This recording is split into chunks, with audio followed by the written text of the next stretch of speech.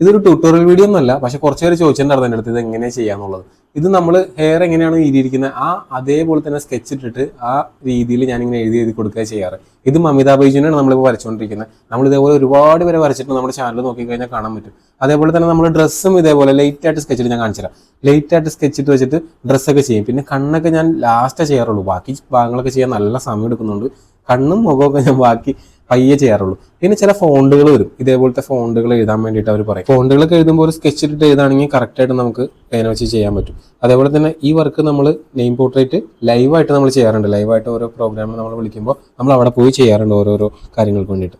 അതേപോലെ ഹസ്ബൻഡിൻ്റെ പേരിൽ വൈഫിനെ വരയ്ക്കാനും, വൈഫിൻ്റെ പേരിൽ ഹസ്ബൻഡിനെ വരയ്ക്കാനും, അതേപോലെ ഇന്ത്യക്കകത്ത് നിന്നും പുറത്തു നിന്നും കുറേ ഓർഡേഴ്സ് നമുക്ക് കിട്ടാറുണ്ട്. അത് നമ്മൾ ഭംഗിയായിട്ട് പാക്ക് ചെയ്ത് കൊറിയറായിട്ട് അയച്ചു കൊടുക്കാറുണ്ട്. പിന്നെ നമ്മുടെ സായ് പല്ലവിയുടെ മൂവിയിലെ ഒറിജിനൽ മേജർ മുകുന്ദ് വരദരാജനെ നമ്മൾ വരച്ചൊരു വീഡിയോ നിങ്ങൾ കണ്ടു കാണുമെന്ന് വിശ്വസിക്കുന്നു.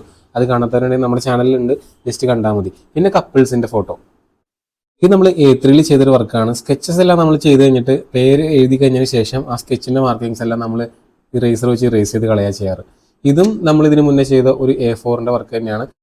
പിന്നെ സായ് പല്ലവിയുടെ വീഡിയോ കണ്ടിട്ട് വേറൊരു ഓർഡർ വന്നതാണ് 60 പേര് വെച്ചിട്ട് ഒരാളെ ചെയ്യാൻ പറ്റുമെന്ന്. 60 പേര് വെച്ച് ഒരാളെ ചെയ്യുമ്പോൾ ടാസ്ക് നമ്മൾ 60 പ്രാവശ്യവും ഈ പേര് റിപ്പീറ്റ് ചെയ്ത് നോക്കിയും എഴുതുകയും ചെയ്യണം. പിന്നെ ഒരു കസ്റ്റമർക്ക് കൺഫ്യൂഷൻ അടിച്ചു, ടീ പൗഡർ വേണോ നെയിം പോർട്രേറ്റ് വേണമെന്ന്. അവർ രണ്ടും കൂടി ഓർഡർ ചെയ്തു. പിന്നെ നമുക്ക് ബൾക്കായിട്ടൊരു ഓർഡർ വന്നായിരുന്നു, അത് കാക്കനാട് നിന്നായിരുന്നു കേട്ടോ.